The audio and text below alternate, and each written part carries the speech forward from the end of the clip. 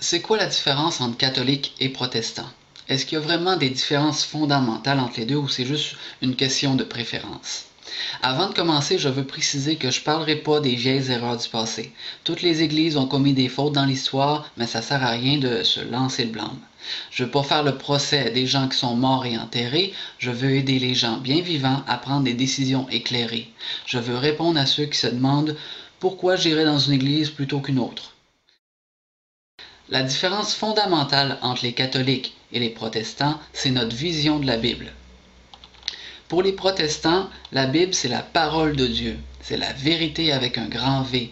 C'est un code d'honneur qu'on respecte à tout prix et on honore toujours le code. Pour les catholiques, la Bible est plus une ligne de conduite qu'un véritable code. Je sais que dans la tête des gens, tout le monde interprète déjà la Bible à sa façon. Donc que les catholiques aient inventé une religion à leur goût, ça semble pas être un problème. Mais je dirais que lorsqu'on commence à faire des compromis, ça paraît pas beaucoup au début, mais après des centaines d'années, ça fait toute la différence. Pour les protestants, la Bible est la nourriture spirituelle qui nous vient de Dieu, de la même manière que les fruits et les légumes qu'on retrouve dans la nature nous viennent de Dieu. Le problème, c'est que la plupart des gens ne mangent pas ça cru. Si on mangeait uniquement les fruits et les légumes tels qu'on les retrouve dans la nature, ça serait certainement bon pour la santé, mais c'est pas ce qu'il y a de plus appétissant. On aime que quelqu'un puisse apprêter les aliments de la même manière qu'on aime que quelqu'un puisse nous enseigner la parole de Dieu. C'est agréable que quelqu'un puisse expliquer ce que la Bible veut dire pour que ce soit plus appétissant et plus facile à comprendre, à manger, à digérer. Jusque-là, tout le monde est d'accord là-dessus. Les cuisiniers, comme ceux qui enseignent la Bible, ont toujours un style particulier. C'est correct. Mais dans la cuisine protestante, on essaie de rester le plus naturel possible. On essaie de donner à chaque verset de la Bible la saveur qu'il mérite. On essaie de rendre la Bible intéressante et accessible à la population sans la dénaturer, en restant le plus proche possible des Écritures. Ce qu'on reproche aux catholiques, c'est justement d'avoir dépassé les limites et de s'être éloigné de la Bible. La cuisine catholique a le même problème de notre société actuelle. On mange des produits qui ont été trop transformés. On a ajouté trop de sucre, trop de gras et trop de sel et on a enlevé trop de vitamines. On a trop raffiné les produits. Les gens en veulent et en redemandent parce que ça a le bon goût, mais c'est tellement transformé que c'est plus bon pour la santé. Donc, en quoi l'Église catholique s'est éloignée des Écritures et surtout en quoi c'est un problème? Parce que si un cuisinier ajoute un peu de sucre aux légumes, il n'y a pas de quoi s'énerver. Mais s'il ajoute un peu d'arsenic, là, il y a un problème. Les catholiques ont ajouté l'idée du purgatoire dans leur cuisine. Le problème, c'est que le purgatoire n'est même pas dans le menu dans la Bible. C'est même pas un aliment comestible. Les catholiques disent que le purgatoire est un endroit transitoire où on paye pour nos péchés avant d'entrer au paradis. C'est une pure invention et ça n'existe pas. Je crois que ça vient des musulmans. Le problème, c'est que si tu avales l'idée du purgatoire et que tu t'imagines que le pire qui peut t'arriver, c'est de passer un peu plus de temps au purgatoire que prévu, ben tu te trompes et en fait tu t'en vas en enfer. Et dans ce sens-là, les catholiques ont ajouté un ingrédient mortel dans leur religion. Une autre erreur culinaire des catholiques, c'est leur tradition. Attention, les traditions n'ont rien de mauvais en soi, mais parfois, nos plats traditionnels ne sont pas vraiment bons pour la santé. On en mange à chaque année et ça nous rend malade à chaque année.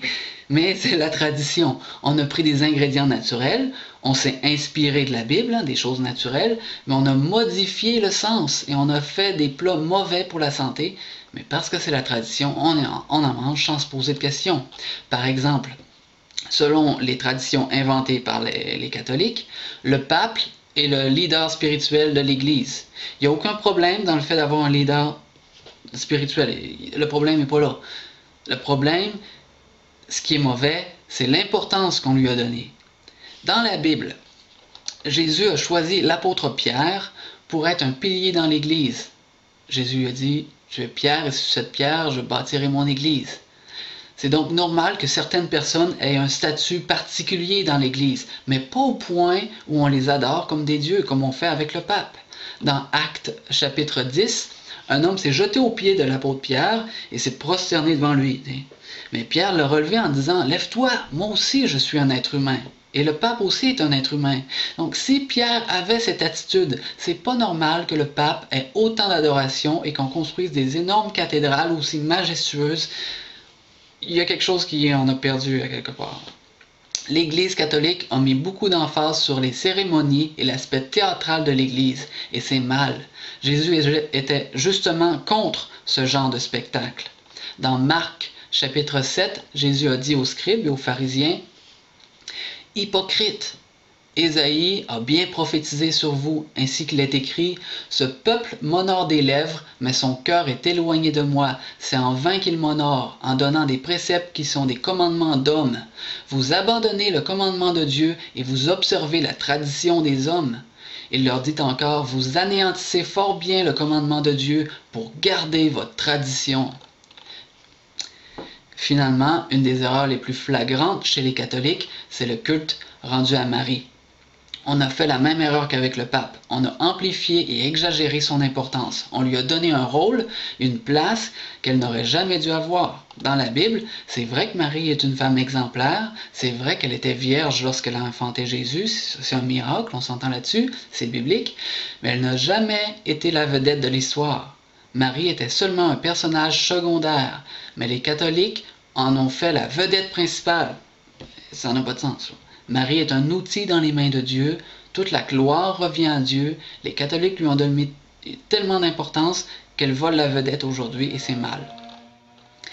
Les gens qui pensent que c'est juste une divergence d'opinion se trompent, parce qu'en disant au monde qu'on peut aller au paradis en passant par le purgatoire, en récitant des prières, en suivant les traditions ou en priant Marie, sont complètement dans l'erreur, parce que la Bible dit clairement qu'il y a un seul chemin pour aller au paradis, et c'est la foi en Jésus-Christ.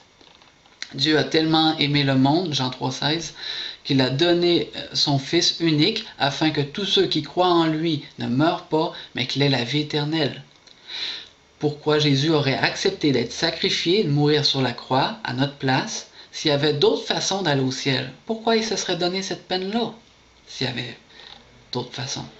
C'est vrai que c'est juste une question de divergence d'opinion dans le fond, mais ça change tout quand même. Dans un match de foot, par exemple, tout ce qui compte, c'est d'envoyer le ballon dans le but. L'ennemi peut faire tout ce qu'il veut avec le ballon. Il peut faire un spectacle extraordinaire et faire lever la foule. Mais si on n'envoie pas le ballon dans le but, on perd le sens du jeu et on perd le match. Il ne faut jamais oublier que dans la Bible, Jésus-Christ est le but. Si tu rates le but, tu perds le match. Les gens sont étonnés qu'une équipe aussi populaire puisse perdre, mais ça ne m'étonne pas, ils ne visent pas dans le but. Si elle ne compte pas dans le but, elle va perdre le match quand même. Les gens ont toujours cru que l'important, c'est d'avoir du plaisir et de faire des belles cérémonies, mais non. L'important, c'est d'envoyer le ballon dans le but.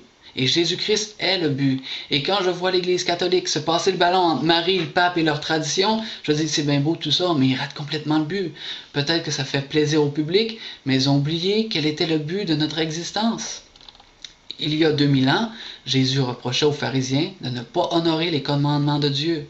Il y a 500 ans, Martin Luther a reproché au pape la même chose et ça a été le début de la réforme de l'Église protestante.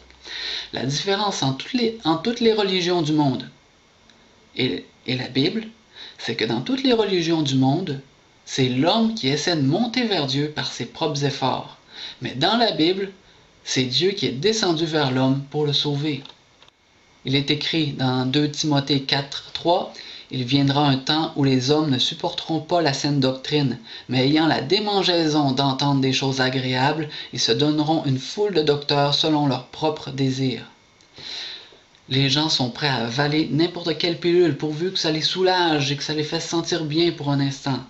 Mais si Jésus-Christ a accepté de descendre sur terre afin d'être crucifié et de payer la dette de nos péchés, c'est pas pour qu'on s'amuse à se lancer le ballon sans comprendre le but du jeu.